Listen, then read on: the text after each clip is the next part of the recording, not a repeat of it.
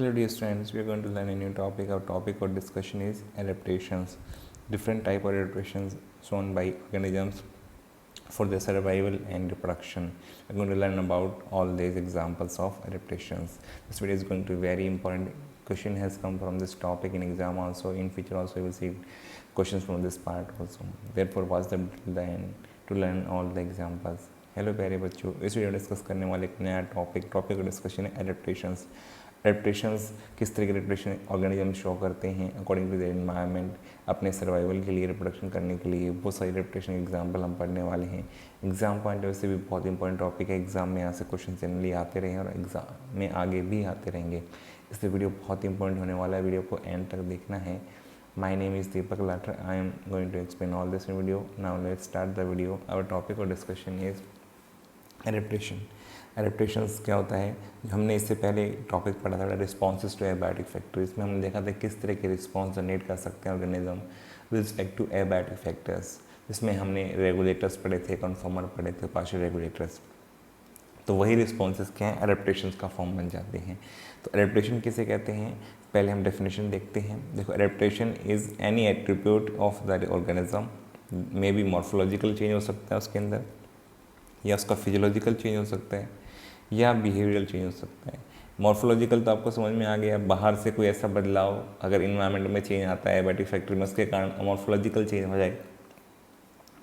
या physiological, cell के अंदर की मेटाबॉलिज्म चेंज हो जाए, फिजियोलॉजिकल फंक्शन बदल जाए, तो ये कैसा होगा, फिजियोलॉजिकल। या फिर बिहेवियर ऑर्गेनिज्म का बदल जाए अकॉर्डिंग द एबायोटिक फैक्टर के अंदर जो चेंज आ रहे हैं, इन्वायरमेंट में जो चेंज आ रहे हैं, तो ये डिफरेंट टाइप के हो सकते हैं। हम जो एडेप्टेशन आप पढ़ेंगे, हम मॉर्फोलॉजिकल भी पढ़ेंगे, फिजियोलॉजिकल भी पढ़ेंगे, बिहेवियरल भी पढ़ेंगे।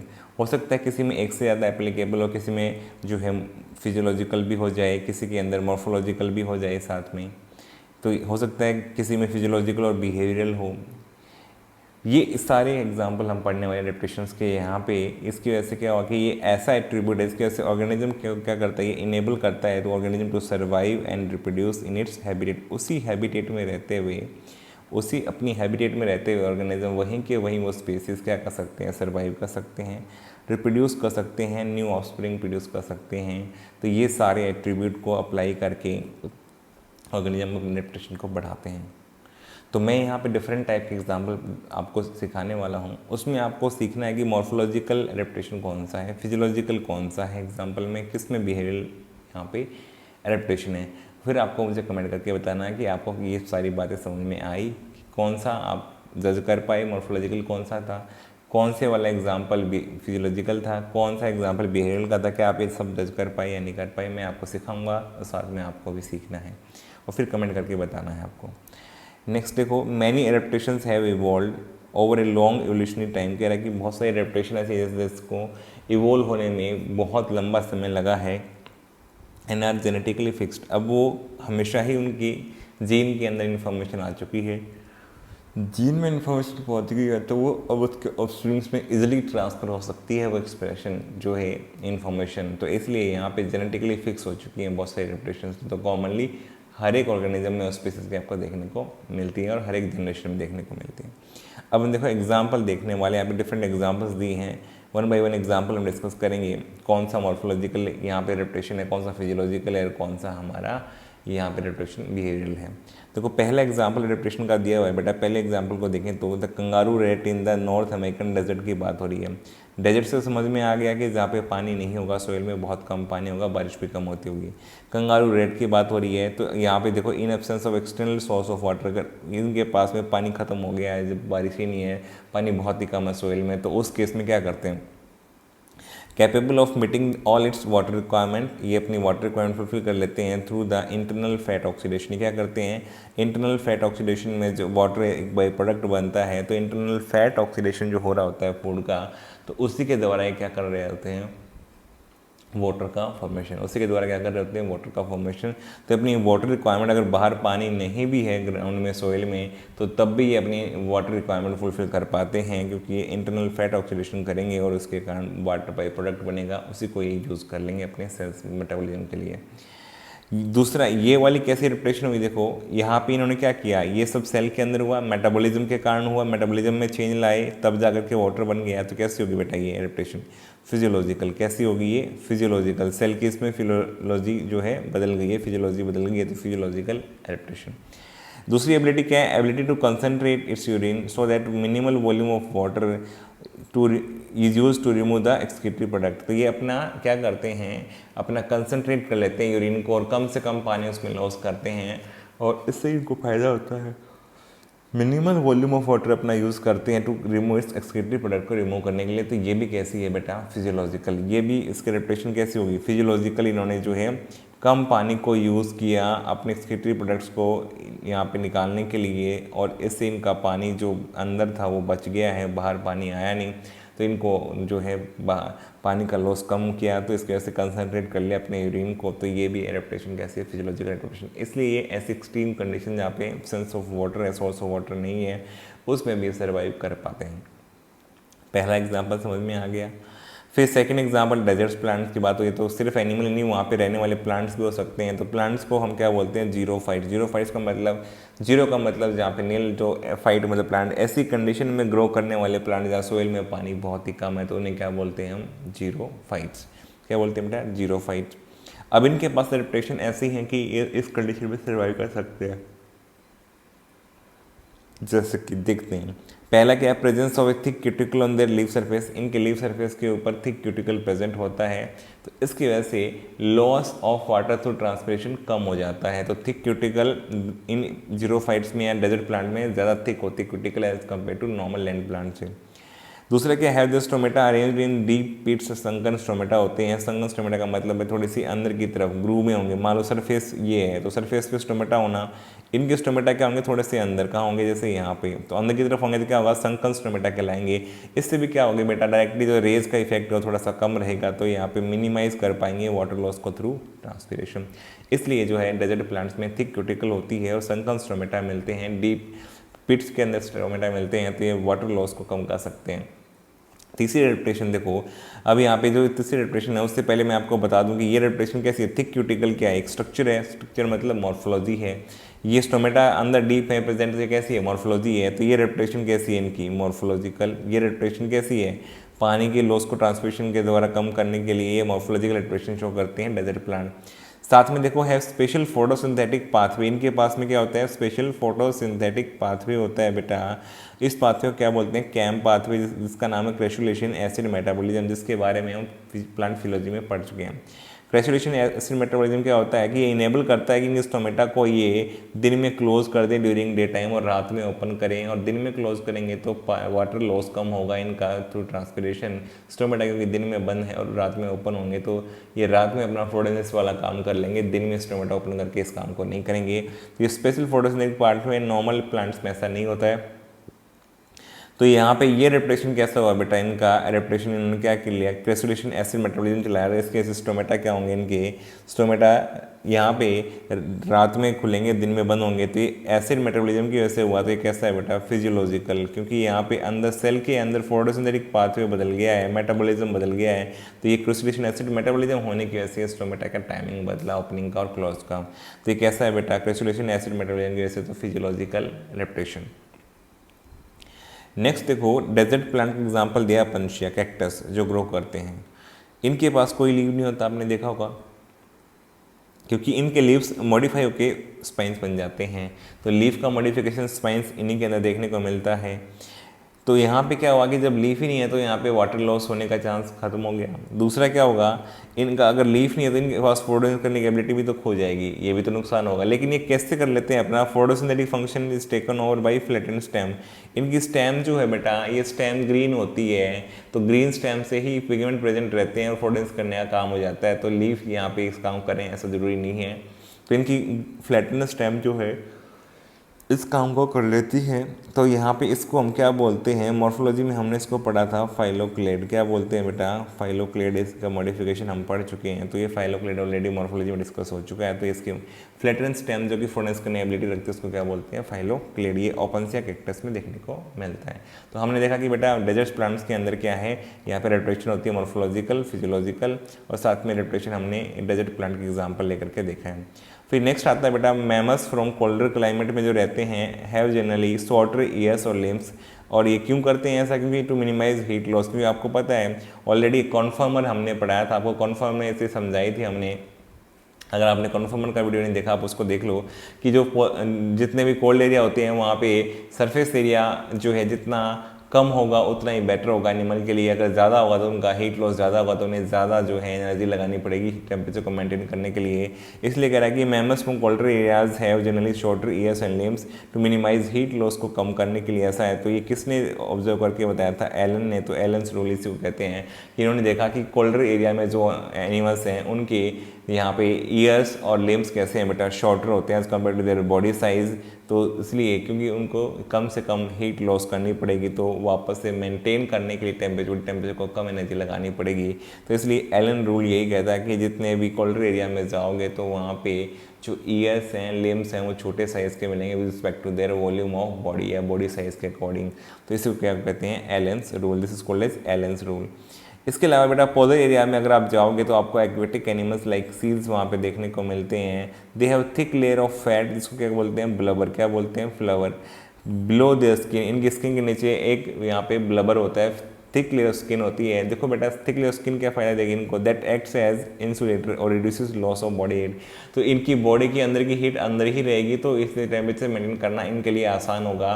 तो ये अंदर की बॉडी की हीट को लॉस होने से बचाएगी, एज इंसुलेटर काम करेगी। तो नॉर्मली हमारी बॉडी में देखा होगा कि जिनकी बॉडी के जो है पास में, जिनकी बॉडी के अंदर जो है आपने देखा होगा कि फैट नहीं होता है, उनको ज़्यादा ठंड लगती है। क्यों लगती है, क्योंकि फैट एक इंसुलेटर का काम करती है। तो इसलिए जो बिल्कुल दबला पतला इंसान होता है बेटा उसको ज़्यादा ठंड लगती है। क्यों लगती है, उसकी बॉडी में फैट नहीं होता। इसलिए बॉडी में फैट जरूर होना चाहिए, स्किन के नीचे फैट होगा तो वो एक इंसुलेटर का काम करेगी और हमें ठंड कम फील होगी। इसलिए जो है यहाँ पे पोलर सील्स के अंदर देखा गया कि एक्वेटिक एनिमल सील्स के पास में थिक लेयर ऑफ फैट होती है, उसको बोलते हैं ब्लबर, और इनकी स्किन के नीचे होती है that act as insulator reduce the heat loss. Now यहाँ पे फोर्थ एडेप्टेशन देखने वाले हैं एल्टीट्यूड सिकनेस। एल्टीट्यूड सिकनेस जो होती है, अगर कोई यहाँ पे कह रहा है कि 3500 मीटर से ज़्यादा की हाइट पे जाएंगे, जैसे रोहतांग पास हो गया, मनाली लेह के पास, तो एल्टीट्यूड सिकनेस से कुछ सिम्टम दिखाई देते हैं, जैसे कि नोजिया होता है। नोजिया में आपको ऐसा लगे जैसे उल्टी आने वाली है, भरा भरा सा है अंदर, तो अजीब सा फील होगा। फटीक होगा, बॉडी में एनर्जी नहीं रहेगी। तीसरा क्या होगा कि हार्ट पल्पिटेशन। क्योंकि ऐसा क्यों हो रहा है कि बॉडी ने अगर ये सब सिचुएशन इनकाउंटर नहीं किया है पहले, तो बॉडी के लिए एक इमरजेंसी सिचुएशन है, ये स्ट्रेस वाली सिचुएशन है। तो स्ट्रेस होगी तो बॉडी क्या करेगी, नॉर्मल फंक्शन छोड़ के स्ट्रेस वाली रिस्पॉन्स देना शुरू करेगी। तो उसमें क्या होगा, नोजिया फील होगा, बॉडी का डाइजेशन रुक जाएगा एक तरीके से, फटीक, क्योंकि एनर्जी डाइजेशन नहीं हुआ तो एनर्जी नहीं मिलेगी, और साथ में हार्ट पल्पिटेशन बढ़ जाएंगी। तो ऐसा लगेगी आपकी जान निकलने ही वाली है, लेकिन निकलेगी नहीं, क्योंकि कुछ नहीं होगा ऐसा एकदम से, कि बॉडी जो है सिर्फ इमरजेंसी रिस्पॉन्स दे रही है, अनकंफर्टेबल फील करा रही है। तो बॉडी क्या करेगी, बॉडी कंपनसेट करना शुरू कर देगी। जैसे आप 1-2 दिन वहाँ रुकोगे ना, आपको 1 दिन बाद बिल्कुल नॉर्मल लगने लगेगा, क्योंकि बॉडी अडेप्ट कर जाएगी कुछ टाइम बाद। तो क्या करेगी, लो ऑक्सीजन अवेलेबिलिटी, क्योंकि वहाँ पे लो एटमॉस्फेरिक प्रेशर है as compare to plain area में से अगर आप जा रहे हो, तो लो एटमॉस्फेरिक प्रेशर में और हाई एल्टीट्यूड पे जाओगे तो आपकी बॉडी को उस ऑक्सीजन लेवल पे सर्वाइव करने में थोड़ी सी इनिशियली प्रॉब्लम होगी, कुछ घंटे। तो कुछ टाइम बाद, 1-2 दिन बाद आपको क्या फील होगा, फिर आपकी बॉडी क्या करेगी, इंक्रीज कर देगी, रेड ब्लड सेल प्रोडक्शन को इंक्रीज कर देगी, आरबीसीज का नंबर बढ़ा देगी। साथ में क्या करेगी, decreasing the binding affinity, haemoglobin को कम समय के लिए ऑक्सीजन के साथ बाइंड करेगी, तो जल्दी जल्दी ऑक्सीजन ले जाए और हीमोग्लोबिन ये कोशिश करेगी। तीसरा क्या करेगी, इंक्रीजिंग ब्रीदिंग रेट बढ़ा देगी, जल्दी जल्दी ऑक्सीजन जो है और ऑक्सीजन को अंदर लाएगी, CO2 को बाहर निकालने का काम करेगी, तो ब्रीदिंग साइकिल जो धीरे धीरे फास्ट हो जाएगा। तो ऑक्सीजन ज़्यादा अंदर जाएगी और CO2 बाहर निकलेगी, तो बॉडी नॉर्मल फील करना शुरू कर देगी। तो ये सारी रेस्पिरेशंस बॉडी जो है अडेप्ट कर लेती है जब एल्टीट्यूड सिकनेस उसको इनकाउंटर करती है, तो कुछ टाइम बाद आपको नॉर्मली फील होने लगता है। फिर इसके अलावा और एडेप्टेशन में से बेटा बॉडी टेम्परेचर की बात करें, मोस्ट एनिमल्स में मेटाबॉलिक रिएक्शंस जो हैं या फिजियोलॉजिकल फंक्शन जो है प्रोसीड करती हैं optimum narrow range of temperature condition से हमारे 37 पे करती हैं। लेकिन कुछ ऐसे ऑर्गेनिज्म ऐसे माइक्रोबायर की बैक्टीरिया हैं जैसे कि हॉट स्प्रिंग में मिलने वाले डीप सी हाइड्रोथर्मल वेंट में, जहाँ पे टेम्परेचर क्या होता है बेटा 100 डिग्री सेल्सियस से ज़्यादा रहता है, जहाँ पे टेम्परेचर क्या है 100 डिग्री सेल्सियस से भी ज़्यादा टेम्परेचर देखने को मिलता है, तो उसमें भी ये ऑर्गेनिज्म सर्वाइव कर लेते हैं। हमें तो यहाँ नैरो रेंज में ही 37 से कुछ डिग्री कम हो जाए कुछ ज़्यादा हो जाए तो हमें प्रॉब्लम, 40 से ऊपर जाती है हमें प्रॉब्लम शुरू हो जाती हैं, और 30 से नीचे आ जाए तो हमें तो प्रॉब्लम शुरू होने लग जाती हैं। तो इसलिए यहाँ पे 100 डिग्री सेल्सियस पे इनके मेटाबॉलिक रिएक्शन चलती हैं, मेटाबॉलिज्म काम करता है, एंजाइम काम करते हैं, तो इनके एंजाइम बेटा स्टेबल होते हैं, थर्मोस्टेबल होते हैं, हीट से स्टेबल होते हैं, हाई टेम्परेचर पे भी काम कर सकते हैं। दैट इज़ वाई ये ऑर्गेनिज्म सर्वाइव कर सकते हैं इतने हाई टेम्परेचर पे, और इनकी सेल वॉल की स्ट्रक्चरल मॉडिफिकेशन भी होती है बेटा यहाँ पे देखने को मिलती है। तो देखो यहाँ पे फिर मैंने आपको बताया था कि आपको क्या बताना एडेप्टेशन कैसी है। कोल्डर एरियाज में एडेप्टेशन कैसी हुई, शॉर्टर ईयर और लिम्ब कैसी हुई बेटा, मॉर्फोलॉजिकल कैसी हुई, मॉर्फोलॉजिकल एडेप्टेशन।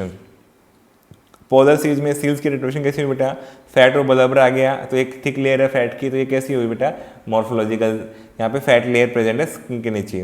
फिर एलिएटेड सिकनेस हुआ तो ये एडेप्टेशन कैसी हुई बेटा, बॉडी के अंदर जो है यहाँ पे सेल्स रेड आरबीसी का नंबर बढ़ गया, बाइंडिंग एफिनिटी चेंज हो गई, ब्रीदिंग रेट बढ़ गया, ये सब क्या हो गया बेटा, फिजियोलॉजिकल। ये कैसे चेंज है, फिजियोलॉजिकल चेंज। बॉडी टेम्परेचर को मेंटेन करने के लिए इन्होंने क्या किया, इनके पास में यहाँ पे ऐसे एंजाइम बनाए, ऐसे फिजियोलॉजिकल एंजाइम बनाए जो कि हाई टेम्परेचर पे काम कर सकते हैं। तो इनकी एडेप्टेशन कैसी है बेटा, फिजियोलॉजिकल। कैसी है, फिजियोलॉजिकल एडेप्टेशन शो करते हैं माइक्रोब्स या आर्की बैक्टीरिया। और तीसरा क्या, दूसरा क्या, सॉरी सेकंड क्या होगा कि इनके स्ट्रक्चरल मॉडिफिकेशन भी है सेल वॉल में, जो कि हम आर्की बैक्टीरिया में पढ़ चुके हैं। तो इनके अंदर जो है जो बहुत सारे जो है यहाँ पे ब्रांच चेन साइड चेन वाले यहाँ पे ग्रुप प्रेजेंट होते हैं इनके सेल वॉल के अंदर रखे बैक्टीरिया में, इसलिए इनको स्टेबिलिटी देते हैं स्ट्रक्चरली हाई टेम्परेचर के ऊपर भी। तो ये इनकी मॉर्फोलॉजिकल एडेप्टेशन भी इनके पास में टेम्परेचर जो हाई पे काम कर सकते हैं एंजाइम, तो कैसी हो जाएगी, फिजियोलॉजिकल एडेप्टेशन। फिर नेक्स्ट आ जाता है बेटा यहाँ पे फिश के अंदर, जो fish thrive in Antarctica water में भी रहती है, जहाँ पे टेम्परेचर हमेशा 0 से नीचे रहता है, तो उसमें भी सर्वाइव कर लेती हैं। जबकि नॉर्मली 0 के आसपास ऐसे नीचे जाने पे क्या होता है, बॉडी के फ्लूइड जम सकते हैं, लेकिन इनके बॉडी फ्लूइड जमते नहीं है फिशेस के। क्यों, क्योंकि इनके अंदर क्या होता है बेटा, एंटी फ्रीज सोल्यूट, ऐसे सोल्यूट जो कि लो टेम्परेचर पर जमते नहीं हैं, तो ये मैनेज कर लेते हैं to keep their body fluids from freezing करने से। क्योंकि अगर इनके अंदर सर्कुलेशन नहीं होगा, बॉडी फ्लूइड्स मूव नहीं करेंगे, तो बेटा फिर इनकी जो है यहाँ पे मेटाबॉलिक फंक्शन रुक जाएंगे और सेल मर जाएंगी, तो फिश मर जाएगी। लेकिन ये ऐसा नहीं करते क्योंकि इनके पास एंटी फ्रीज सोल्यूट है जो लो टेम्परेचर पे भी फ्रीज नहीं होते हैं और मूव करते रहते हैं। दैट इज वाई ये सर्वाइव कर सकते हैं इस टेम्परेचर पे। तो ये एडेप्टेशन कैसी हुई बेटा, फिजियोलॉजिकल। कैसी हुई ये, फिजियोलॉजिकल, क्योंकि सेल के अंदर फिजियोलॉजी बदल गई, ऐसे सोल्यूट बना लिए एंटी फ्रीज वाले जिसके वजह से सर्वाइव कर सकते हैं। नेक्स्ट एडेप्टेशन आएगा बेटा, large variety of marine invertebrate of fish की बात हो रही है, जो लिव एट ग्रेट डेप्थ्स, बहुत ज़्यादा नीचे रहते हैं ओशन में। तो ये प्रेशर जो होता है बेटा, धीरे धीरे पानी में नीचे जाओगे ना, प्रेशर बढ़ना शुरू होता है, एटमॉस्फेरिक प्रेशर से कई गुना तक, कितना 100 टाइम्स तक टॉलरेट कर सकते हैं। तो सोच के देखो, जो यहाँ पे 100 टाइम्स अगर एटमॉस्फेरिक प्रेशर जो उसके ज़्यादा हो जाए, 100 टाइम्स हो जाए, उससे ज़्यादा प्रेशर पे ये सर्वाइव कर सकते हैं मरीन इनवर्टिब्रेट ऑफ फिश। इतनी नीचे तक डेप्थ में जाकर के वाटर में रह सकते हैं। क्यों रह सकते हैं बेटा, इनकी एडेप्टेशन कैसी है, इनके पास ऐसा मैकेनिज्म है कि जिसके ये फैसिनेटिंग अरे ऑफ बायोकेमिकल एडेप्टेशन शो करते हैं। तो इसका मतलब क्या है, फिजियोलॉजिकल एडेप्टेशन शो करते हैं जिसपे इनके नॉर्मल फंक्शन होते रहते हैं बेटा, इनको कोई प्रॉब्लम नहीं होती, मेटाबॉलिज्म चलता रहता है इतने हाई प्रेशर पे भी। तो कैसा है, biochemical adaptation, physiological adaptation show करते हैं ये ऑर्गेनिजम्स। फिर आता है नेक्स्ट बेटा, यहाँ पे डेजर्ट लेजर्ड, जिसके अंदर क्या है, फिजियोलॉजिकल एबिलिटी नहीं है कि जो मेंटेन कर सके अपने बॉडी टेम्परेचर को। कैसे शो करती है बेटा, बिहेवियरल रिस्पॉन्स। क्या शो करती है, behavioural response and to cope with variation in their environment. Lizards क्या करती है बेटा, सिंपली लेजर्ड के लिए कंफर्ट जोन का एक टेम्परेचर होता है, अगर उससे ज़्यादा हो जाए टेम्परेचर या उससे कम हो जाए। देखो अगर टेम्परेचर ज़्यादा हो जाए कंफर्ट जोन से, तो क्या करेंगे यहाँ पे, ये मूव इनटू सेड, कहाँ चली जाएंगी, छाँव में चली जाएंगी। नॉर्मली हम भी ऐसा करते हैं जनरली। या फिर टेम्परेचर कम हो जाए बेटा कंफर्ट जोन से, तो क्या होगा, बास्क इन द सन, ये सूरज में चली जाएंगी। कहाँ चली जाएंगी, सूरज के अगर निकला हुआ तो सूरज में बास्क करेंगी और एब्जॉर्ब हीट करेंगी और एब्जॉर्ब कर लेंगी हीट को, ताकि बॉडी टेम्परेचर थोड़ा सा इंक्रीज हो जाए। तो कंफर्ट जोन के टेम्परेचर को मेंटेन करने के लिए हाई टेम्परेचर पे तो ये सेड में चली जाती हैं, छाँव में, और ये टेम्परेचर अगर लो होना शुरू हो जाए तो क्या करती हैं, बास्किंदासन, ताकि इनको हीट मिले और इनकी बॉडी टेम्परेचर कंफर्ट जोन के आसपास मेंटेन रहे। तो ये इनका रिस्पॉन्स कैसा है बेटा, एडेप्टेशन कैसा है, बिहेवियरल रिस्पॉन्स है। इसके अलावा कुछ स्पीसीज क्या करते हैं बेटा, जो कैपेबल ऑफ बोरिंग, जो मिट्टी को निकाल सकते हैं, खोद सकते हैं, तो हाइड कर लेते हैं, एस्केप कर लेते हैं अबव द ग्राउंड हीट से बचने के लिए। जैसे समर आएगी, मान लो डेजर्ट में कोई ऑर्गेनिज्म है, तो वो क्या कर सकते हैं, कुछ स्पीसीज बोरो कर सकते हैं, तो बोरो करके नीचे बिल बना के चले जाएंगे, तो उससे क्या हो जाएंगे, स्केप कर सकते हैं, हाइड कर सकते हैं। दिन में जो हीट होती है डेजर्ट्स में, उस हीट से बचने के लिए, अपने आप को बचाने के लिए हाइड कर लेंगे, स्केप कर लेंगे। तो जो बोरो कर सकते हैं वो इस तरह से स्केप कर लेते हैं, रेडिएशन अपनी कर लेते हैं। तो ये कैसा हो जाएगा रेडिएशन बेटा, इनका बिहेवियरल, ये भी कैसा हो जाएगा, बिहेवियरल रेडिएशन, क्योंकि इन्होंने अपना बिहेवियर बदल लिया, यहाँ पे मिट्टी को खोद के अपना जो है वहाँ पे छुप गए, तो हाइड कर लिया, स्केप कर लिया। तो ये भी रेडिएशन क्या है, एग्जाम में आ सकता है कि बेटा किससे रेडिएशन, डेजर्ट लिजार्ड की है, दूसरे ऑर्गेनिज्म की, बिहेवियरल किसकी है, मॉर्फोलॉजी किसकी है, फिजियोलॉजिकल किसकी है, तो एक से ज़्यादा एग्जाम्पल किस में है। तो मुझे उम्मीद है ये सारे एग्जाम्पल आपको समझ में आ गए होंगे। एग्जाम में एज इट इज़ एग्जाम में पूछे गए हैं, तो एज इट इज़ रेपिटेशन आपको याद कर लेनी है, इसमें और ज़्यादा कुछ भी आपको सोचने की ज़रूरत नहीं है। अगर आपको वीडियो पसंद आए, वीडियो को लाइक करो बेटा, कमेंट करके बताओ, चैनल पहले चैनल सब्सक्राइब करो, अपने फ्रेंड्स के साथ शेयर करो। Thank you for watching.